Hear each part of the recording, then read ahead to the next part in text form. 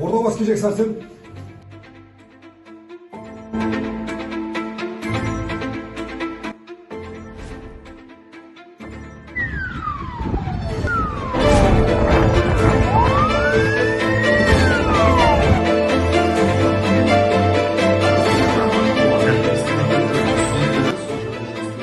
Преподавать также в нашем университете, делиться своими навыками.